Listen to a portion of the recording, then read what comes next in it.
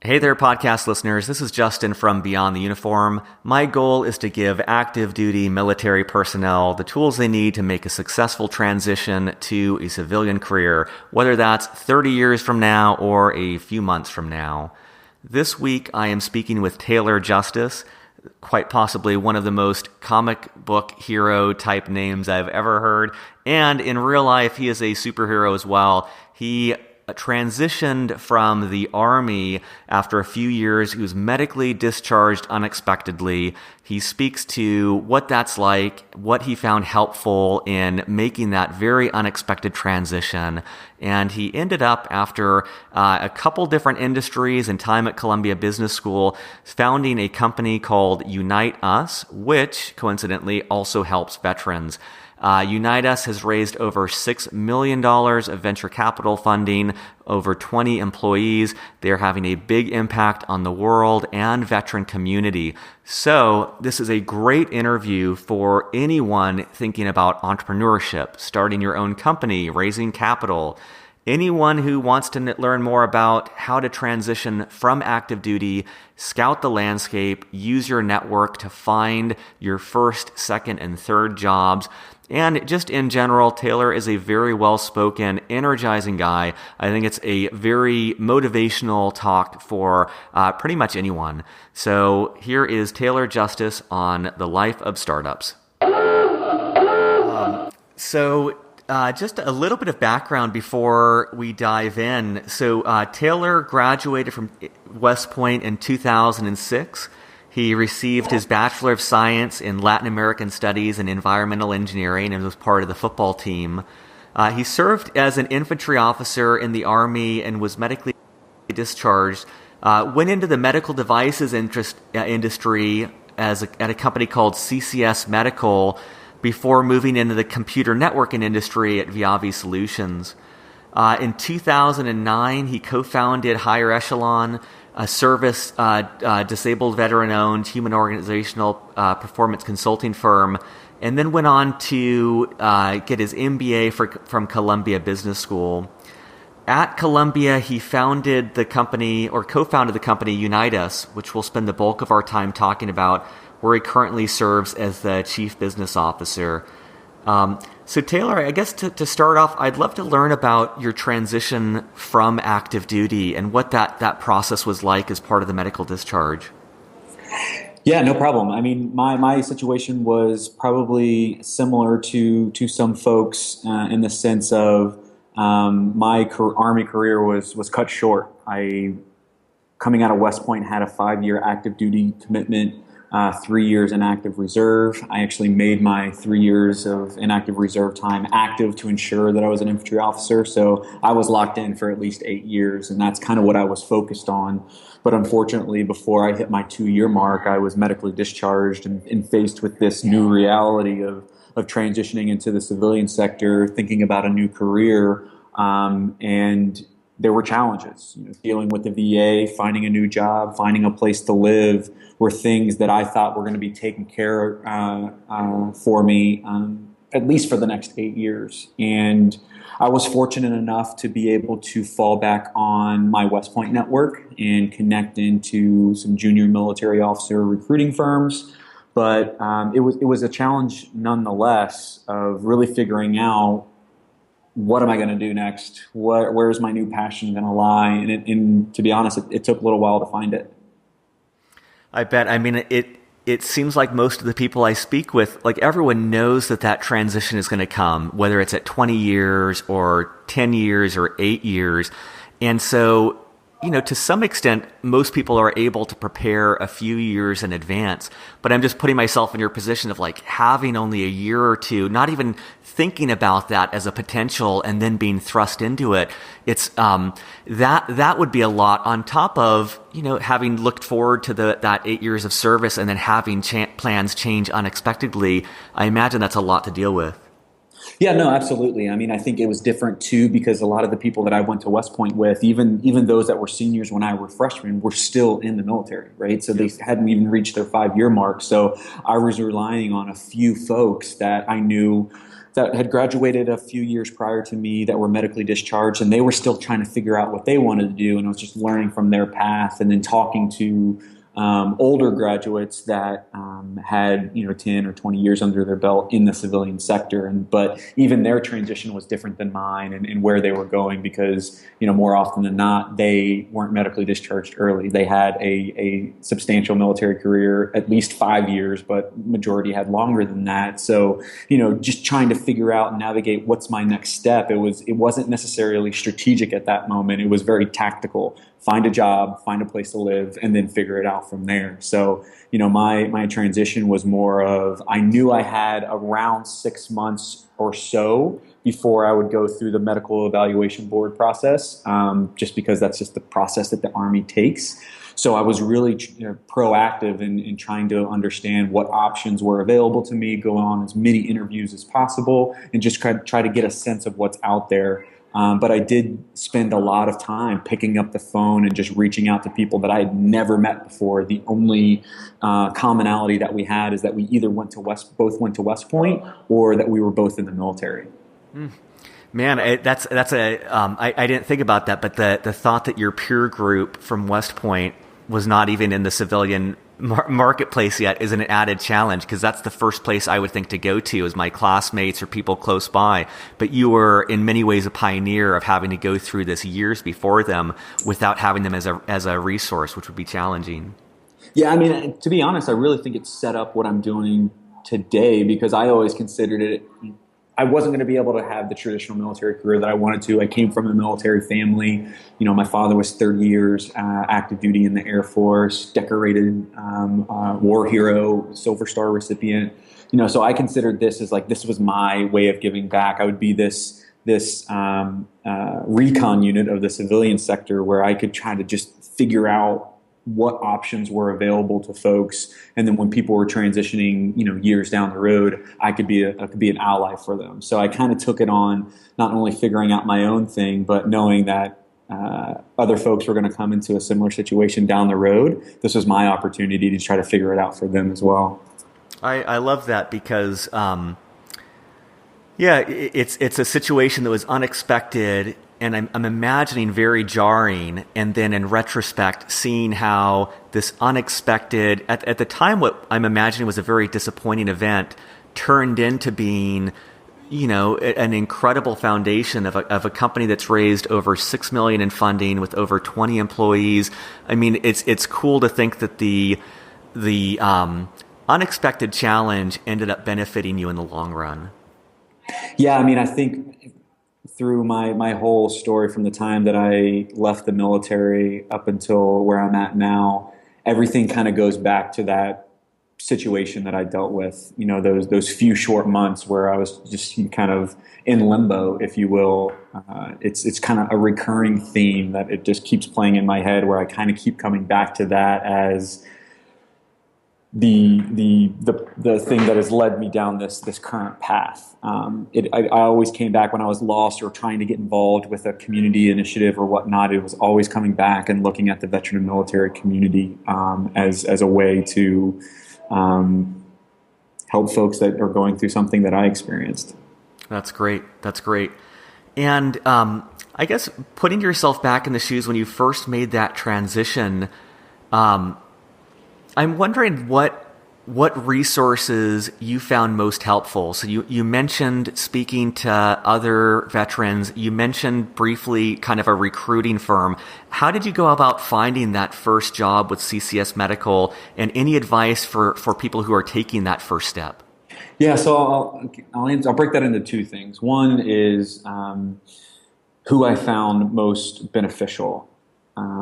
It was always talking to someone else that had been through the experience. So I was very proactive, and I think I said this earlier, but extremely proactive in reaching out to anybody and everybody that I felt could help out. And luckily for me, majority of people picked up the phone. There was a few that saw me as maybe I didn't go through a similar path to them. And so they were kind of just saying, oh, well, you didn't do this and you didn't do this. So, you're probably not a fit for my industry, which wasn't helpful. But the majority of folks are like, listen, I understand the situation that you're in. Let me just give you a data dump on my industry, some areas that you might have interest in, and you can tell me yes or no if that's something you like. And if so, let's figure out the next step. If not, hey, at least you know. And so it was always talking to someone else that had some knowledge on either the situation that I was in or just knew their industry inside and out and can say, hey, here are some possible avenues that you could look at. And it really came down to you're either going to be on the operations side of house, running something or supporting some initiative or some sort of process, or you're going to be selling something. Which one do you think that you're really good at? And I always kind of gravitated to the sales side of things. And then that's really what I honed in on. And from there, it's like, okay, what industry do I think I would be interested in? And so how I came to CCS Medical is I leveraged a bunch of these recruiting firms, so junior military officer recruiting firms. And, they're great and they put you in front of folks, but I always had this feeling of I was kind of just this guy that was being thrown up against the wall and hoping I stuck on something. Predominantly there's a large number of medical device sales companies that are at these types of events. And that's kind of just where I found a home initially. I think I was a little naive in the very beginning, where I was just like, I want to find something that's going to allow me to make some money and control my own destiny. The typical sales cliche. And I took a job based more on the potential earnings than on if I was really interested in it. And don't get me wrong, I interviewed with, I believe, in a couple-week period, 11 different companies, and I had offers from all of them. And I ultimately decided on CCS Medical because it was in a geography that I wanted to be in, New York City. And there was this upside. It was a newer market that was kind of underperforming, and I just saw it as a challenge to say, okay, if I can make it within this sector that hasn't really performed that well, or excuse me, this region of the company that hasn't performed that well, and they said it was more about effort than anything else, I was like, okay, I think I can do well here. And I took the job, and I did very well. I succeeded. I think I grew the territory by something like 200 or 300%. Within my first couple months, and it was with a company that would get doctors to write prescriptions on our forms rather than sending them to a local pharmacy. And it was more about just winning over the doctor and having them use your form rather than the form that they currently used. And so after you start reaching out to doctors and having relationships, you start to do well. And once you have them, they just kind of start using your forms. But I didn't like the industry after a few months. I hated the process of going from being an infantry officer where you're supposed to be leading a certain group of people and you're kind of the decision maker on the ground, and then going into this environment where you talk to a doctor and they don't care who you are. There's no respect there. And it was, in addition to not liking the industry, there was a huge ego punch. I just didn't like it. And so I was looking for something else that would be a little bit more challenging. And I'm an Army football player, and I had previously interviewed with a Navy football player at a different company. It was at the time was called JDSU. It was recently called switched its name. And I reached back out to him. I was like, you know what? I feel like I made a bad decision. Can we talk? And he's like, yeah, there's actually an opening in the Northeast. I'll link you up with the hiring manager there. I had a couple conversations. There was a lot of military veterans within the company. And I made the switch after, I believe it was 8 months with CCS Medical. So I wasn't there long. But with JDSU, I really learned how to sell. And I really feel like I cut my teeth and learned a lot from that organization. So a couple questions that came out of that. This is really interesting. I'm wondering, first of all, I loved your discussion of kind of the outreach process and the hustle when you were contacting different veterans and getting that feel for what they did. And for someone on active duty who might not have had to do that process before, how did you do that? Were you finding people on LinkedIn? And then how were you finding their contact information? And any advice on how to structure that process of outreach? Yeah, so again, this kind of falls back to the benefit of West Point. Is they had their own internal, I guess, LinkedIn, if you will, where you could filter people by geography, by industry, by a bunch of different parameters. And I literally just started picking up the phone and emailing as well, and just reaching out to anybody and everybody. So West Point, and it's a service academy network. So it's not just West Point; it's the Naval Academy, Air Force, Coast Guard, and a few others that are in this database. And I literally just started reaching out to everybody in different industries and just started to learn. I didn't leverage LinkedIn that much, if I'm being perfectly honest. And this is something coming back to where I'm at today with Unitas, was just like, okay, if I didn't go to West Point, I wasn't lucky enough to have this network, what would I do? And I didn't have good answers. I didn't know. And so I always kind of came back to that as like, I was fortunate, but there's a lot of folks that, deserve this way more than I do. What are they going to do? That's great. And, I'm going to skip over a bunch of questions because I want to focus more on Unitas. But I'm just wondering, let's just say the first 2 years out of the Army, how did you feel like the military most prepared you for your role in sales and account executive, and where did you feel furthest behind your counterparts from the military, from your counterparts having come from a military background? Yeah, so I mean, from a military perspective, I mean, I think it's just taking the initiative, not being afraid to just go out and act. I mean, I feel like a lot of folks will sit back and make no decision, and in the Army, they always teach you no decision is the wrong decision. So even if it's right or wrong, you'll find out pretty quickly, and you can course correct in real time. So from that perspective, it's just like this. I don't want to say it's fear, but it's this motivation for bias of action, right? It's just get out there, make decisions, get in front of people, even if it doesn't have to be perfect, but just get out there and you're going to learn something, and then you can move on to the next phase or to the next person, and you're a little bit smarter.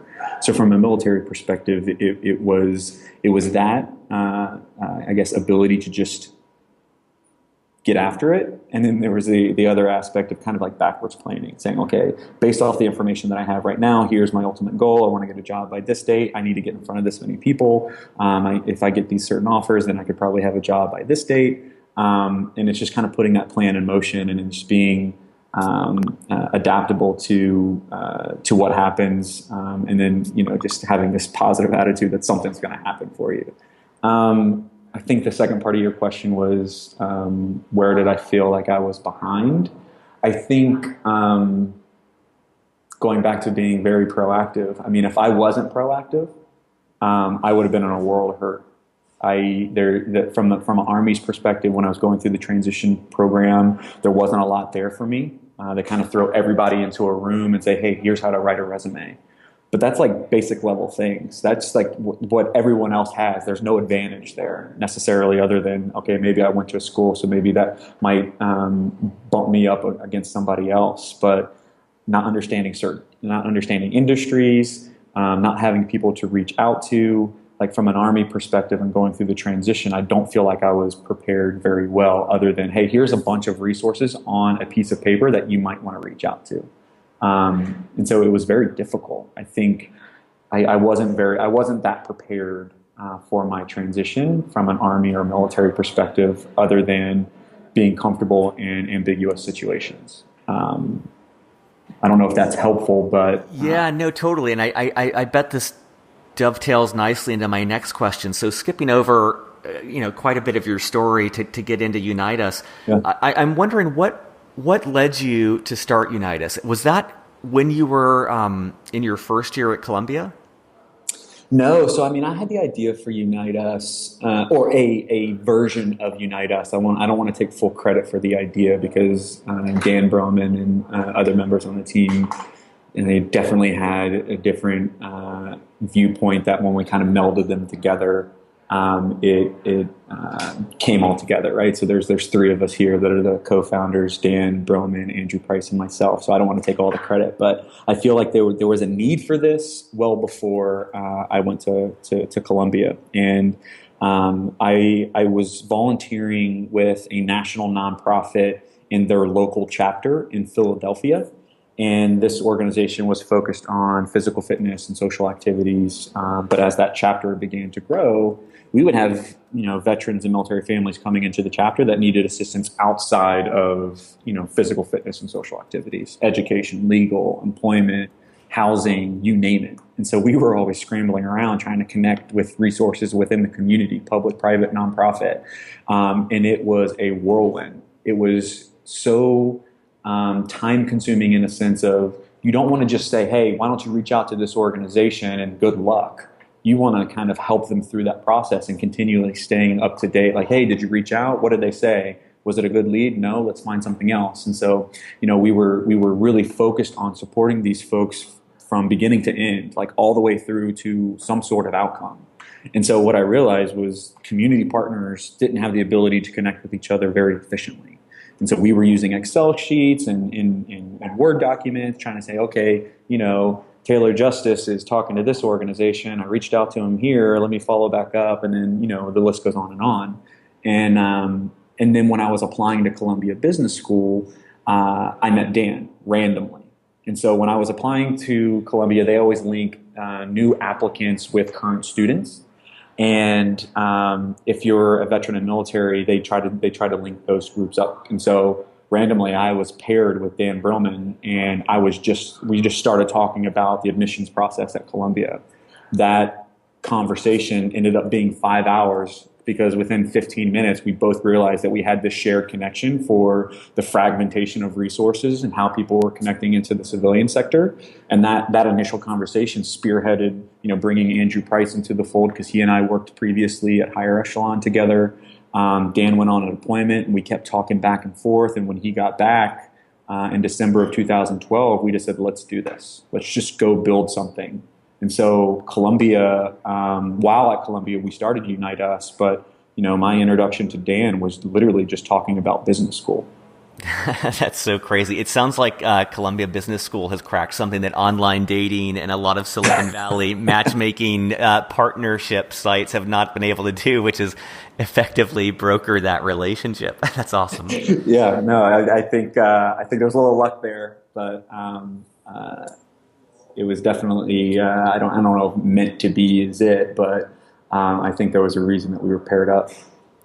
If I know a common question I hear about is finding that co-founder. I'm wondering if there's any other advice you'd provide to someone on active duty who thinks they're going to start a company on how they might go about finding or vetting that potential partner for their company. Yeah, I think it all starts with self-awareness. So you need to do an audit on your skills. What are you good at and what are you bringing to the table? Because you don't want to find a partner or a fellow co-founder that has the exact same skill set as you, because there's going to be a big void and you're going to miss things. And so I say you need to find that perfect yin and yang. And so I'm a very aggressive person. I like sales. I'm on that side of the house. Dan is very analytical, not as aggressive, but he thinks about things in a different way than I do. And so I think our skills complement each other in that sense where, we're both going to look at things initially from a different lens, and we're both going to be very thoughtful on how we attack certain situations, but we're also going to be very, very demanding of each other and fight for our position. And so through that conflict, we always yield coming to the ultimate best decision for the company.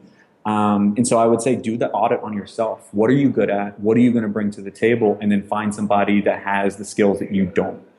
Something where you're going to lift them up and they're going to be able to lift you up, because this is an emotional roller coaster. And if you have two people looking through the exact same lens, it could cause problems. Now, you both need to have the exact same vision of where you want to go, but how you assess each other's skill sets and how you look at problems should be different.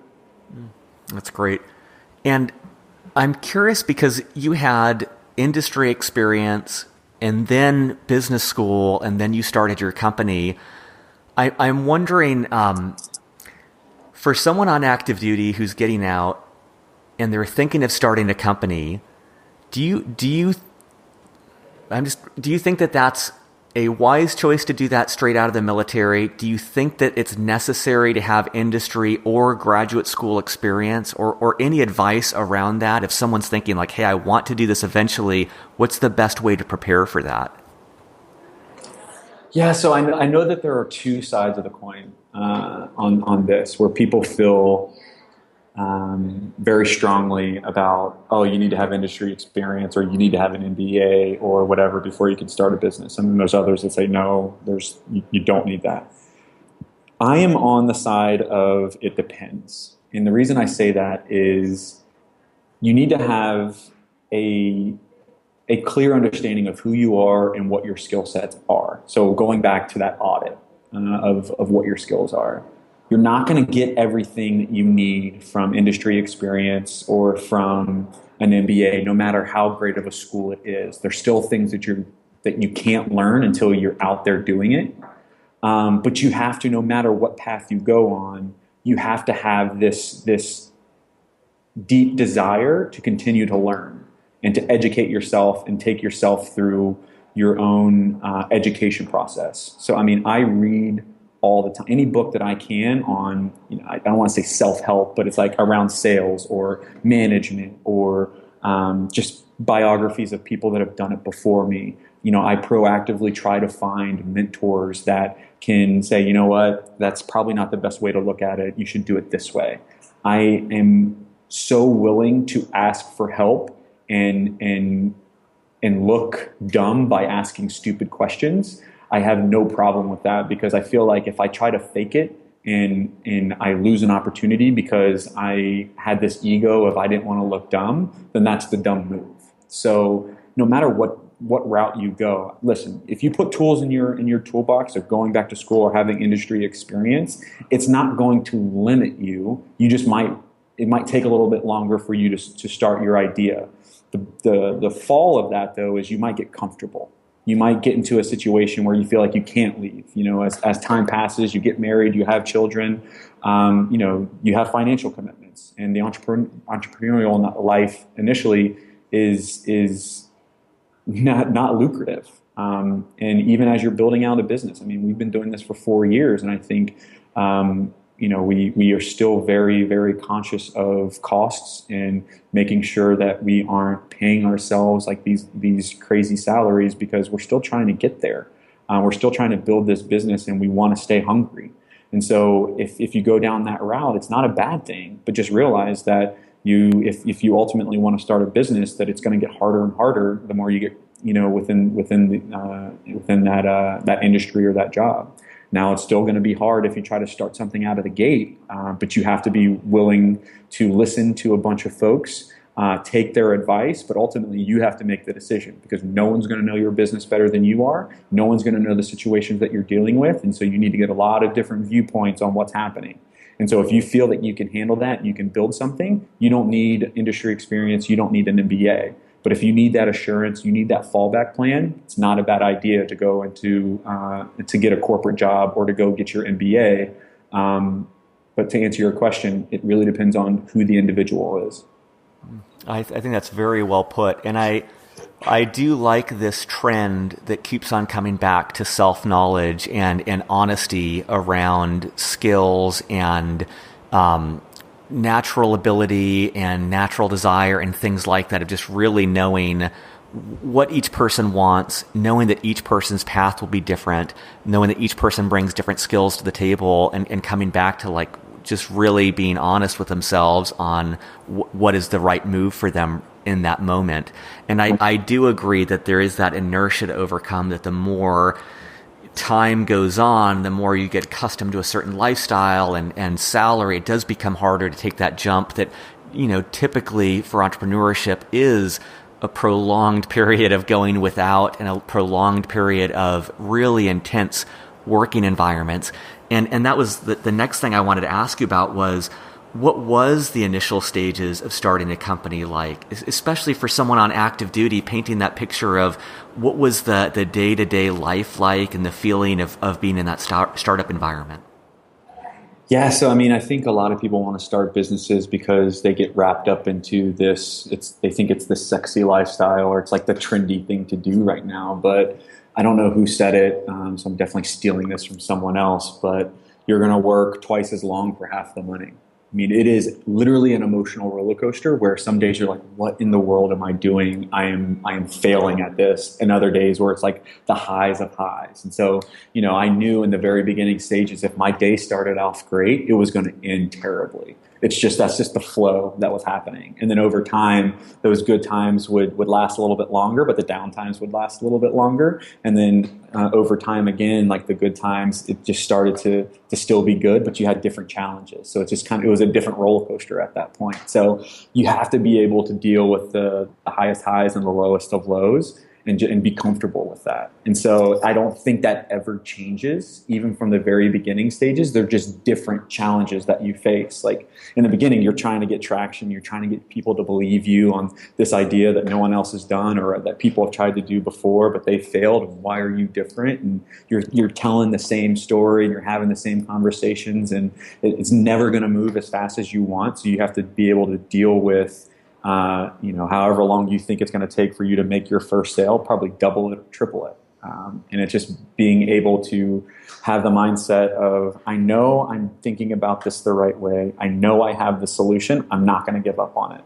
But then it comes back to that self-awareness of when is enough enough? And so do I realize that my venture is either good or it isn't? And no one's going to know that but you. And if you aren't honest with yourself, you're not going to be able to have those types of conversations. And so I've been a part of two companies that were two completely different fields. One was a government consulting firm where you're putting butts in seats and you're building out products for the military. And another one was obviously, and we built that from the ground floor, higher echelon. Zero money. It was just three guys that started the company and we're in it for the long haul. Unitas was a little bit different. You had to have like this large influx of capital so that we could put the technology together, build the team, and start to get after it. And so it's just, what type of business do you want to be in? What are the resources that you need associated to that? Do you have a network that can help facilitate, getting business or raising funding or doing things of that nature? If not, then maybe you should spend some time to develop that network first before you jump in head first. And it's really, again, that backwards planning. What am I trying to build? What are the resources that I need? Who are the people that I need to talk to? Do I have this? Yes or no? And then build and then attack that. So I mean, it's an interesting dynamic, but I kind of guess the common theme here is just knowing yourself, being honest with yourself, and then attacking whatever weak areas or areas that you need to get your business off the ground. Yeah, I mean, everything you're saying really resonates with my experience as well, and that roller coaster component in particular is so true, where I think that so much of your identity, or I'll just make it personal, so much of my identity becomes intertwined with the success on a daily basis of the company. And like you said, you start off feeling great and a genius, and at the end of the day you feel like an idiot, and vice versa. And Right. so it can be so hard to have, I think in contrast to the military, where you've got a strong unit and you've got a strong sense of community, and you kind of ride those waves together. But on the startup, you're just this lone boat in the middle of the ocean, and it can be very isolating to go through the tremendous ups and downs that come on a daily, if not hourly basis. And I think you explained that really well. I'm curious, I'm imagining that over the last couple of years, you've probably come across a lot of different veterans who are seeking to start their own business. Mm-hmm. And I'm wondering if you have a sense of either like common misconceptions that military personnel have about starting a company, or kind of common mistakes that you see people make when they go to start their first venture. Yeah, I mean, I think the list is long, but I think I see a lot of common things that happen where the first one that I always try to correct with folks is, well, I've never been in the tech industry, so I probably can't raise any money. And that is just so wrong on so many levels. You're selling yourself first and foremost. You're going to have this business deck, or excuse me, this pitch deck, and it's going to talk about your business. You're going to have these financials that literally mean nothing because every investor knows that they're probably pretty lofty, or that's not actually how things are going to shake out. But they want to see how you think through things. I feel like a lot of people get scared's not the right word, but they have misconceptions that they don't have the skill set to start a business or ask people for money. And I think that's just the wrong approach. I mean, in entrepreneurship in general, you have to have unwavering confidence in yourself and your idea and sell that to anybody and everybody. I don't care what position you are in a company, either you're the CTO or the CEO or a COO, everybody's selling. And so if you don't have that ability to say, I know what I'm talking about and here's why, you're gonna face challenges. And so from a raising funding standpoint, if you're a technology company, is something that I feel like a lot of people are scared of just because they don't know that space that well. But it goes back to what I was saying before, like no decision is the wrong decision. So just get out there, make some mistakes, take some licks on the chin, learn from it, and then attack it again. Now, I would get advice from folks before I would start reaching out to every VC shop out there, but it's leveraging the network, learning from people that have done it before, getting honest feedback on what you're doing, and if they think it's viable.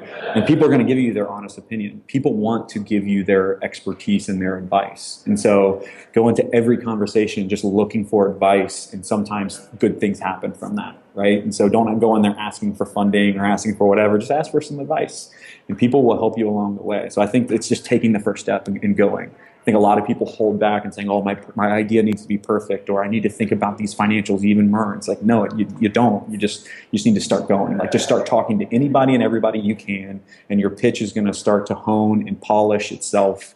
If you keep it all into yourself and you wait for that big day before I get in front of a VC shop, you're going to fail.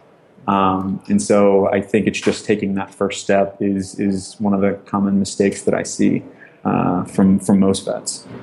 I agree, and I hear a lot, not necessarily from veterans, but I hear a lot this concern around not wanting to share an idea out of fear that someone will steal it. And I echo what you're saying, and that you have so much to gain by talking about it with everyone and anyone, and getting advice and getting feedback and getting all of this input. And it always jars me a little bit when people are so concerned about their idea that they're unwilling to share it, because it's hard to imagine an idea growing and taking a life of its own without all of these thousands of external inputs that come from dinner conversations and VC meetings and meeting with friends and meeting with strangers and talking to every single person and getting this variety of inputs that ultimately litters this idea with different fingerprints that I think helps it succeed. Yeah, and I think that too. Like, when I hear that from folks, that's an immediate red flag for me that they haven't done their homework. It's like you haven't put in the work yet to understand this space, because every VC and every major person that's writing about blogs or has ever started a company is telling you not to do that. Yep. So it's like you haven't put in the work yet, so you're not ready. I know you're not ready yet.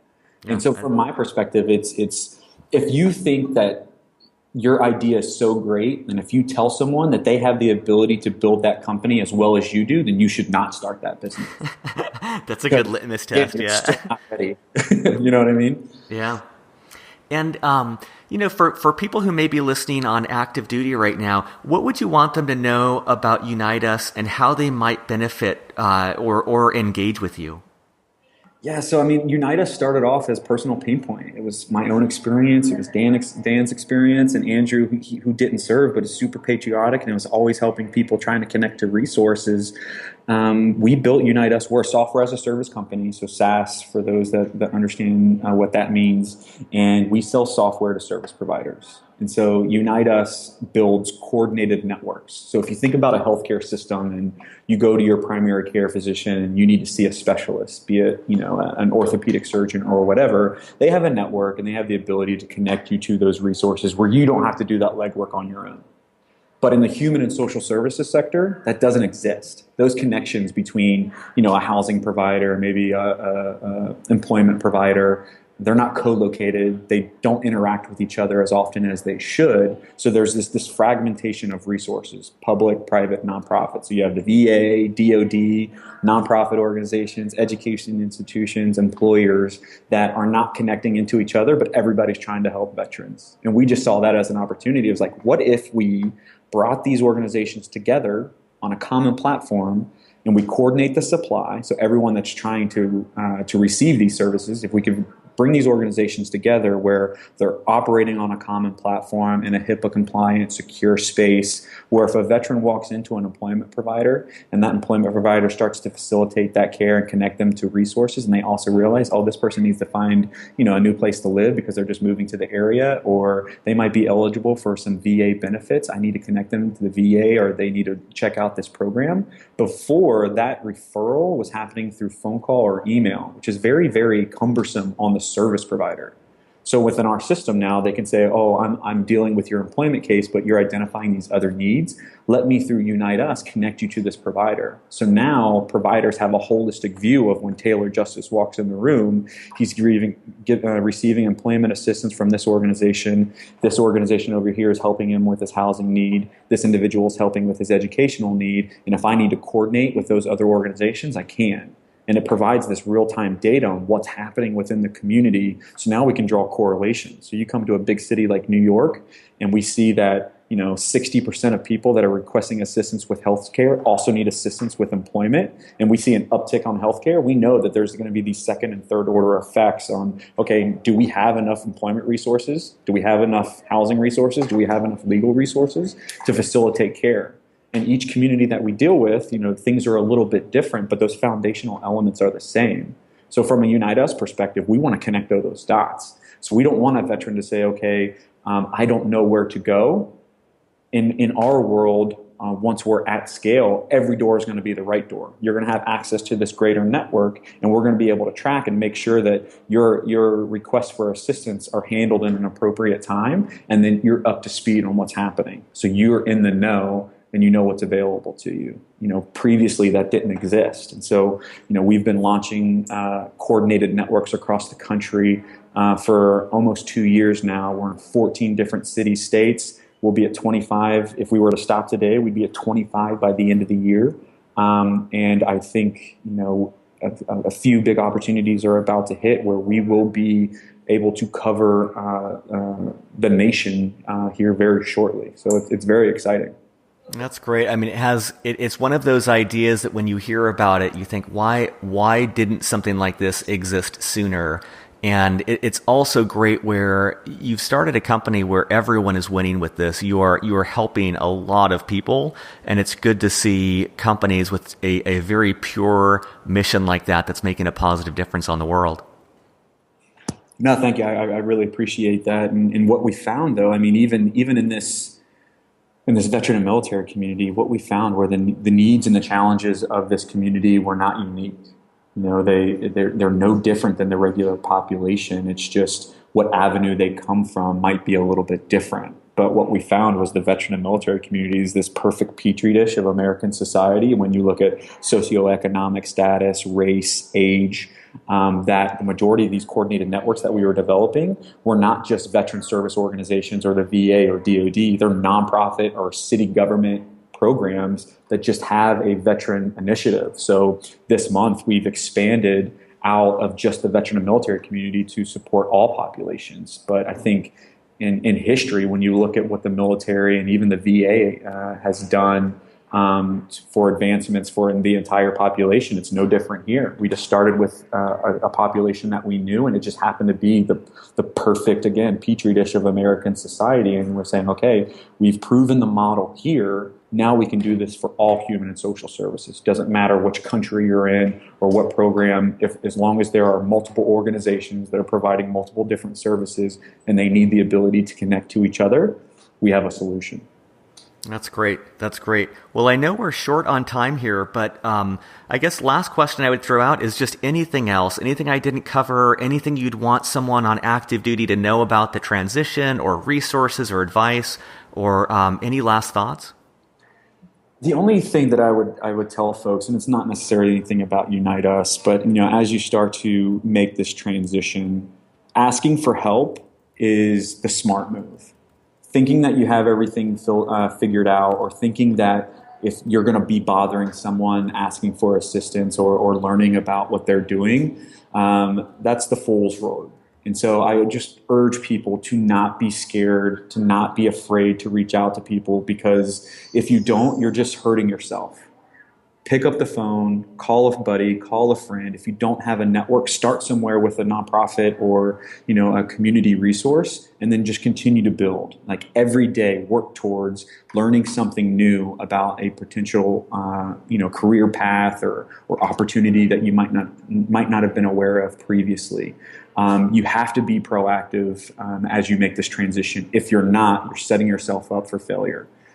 Successful folks are always reaching out, always networking, always trying to talk to someone that can provide some value, but don't just take. Find ways to give back. And there might not ever be a way to give back, but, being very thankful and thoughtful for people that are giving you their time goes a long way. And there's a ton of people that are out there that want to help you. And if you ever get lost, you can always come to unitas.com. You can always reach out to me directly, and we'll figure it out together. That's great. I mean, it definitely seems to go contrary to the stereotype of military, which is setting your own path, kind of full speed ahead, not asking for help. That's a sign of weakness. At least in a stereotype, that seems to be the case. And on the flip side, on the civilian side, you do have so much to benefit from, like you were saying about starting Unitas, of asking questions, not feeling foolish of not knowing the answer, being vulnerable in what you don't know, and just getting anyone's feedback. And it does seem that kind of comes as a transition from active duty, which is really interesting. Yeah, I mean, I think you hear that a lot. And even some of the networks that we go to, organizations will say, well, this is the military community. They don't want to ask for help. They don't want to ask for a handout. Well, it's not a handout. You look at any top flyer out there that is gone to business school, or has gone to start their own company, or has got a great corporate job or anything. They didn't do it on their own. It's just like in the military. You're not going to be able to go charge that hill by yourself. You have a team that you surround yourself with. And so if you try to go at it alone, it's going to be very, very difficult for you. And even the data is proving in our networks, 45 to 50% of all referrals that come into our network are self-referrals. It's kind of breaking down these walls of veterans don't want to ask for help. I've always challenged that. And previously it was more anecdotal, but now I have the data to prove it. It's just not true. It's those that are very successful have no problem picking up the phone or reaching out to people and putting themselves out there. Well, this is great, Taylor. I think you're a role model in terms of the path that you took from the military, of just really in a scrappy way figuring out what you want to do, as well as starting something from the ground up that is having a positive impact on the world and the military community. So thank you for your time on this. No, I appreciate it, Justin. Surface.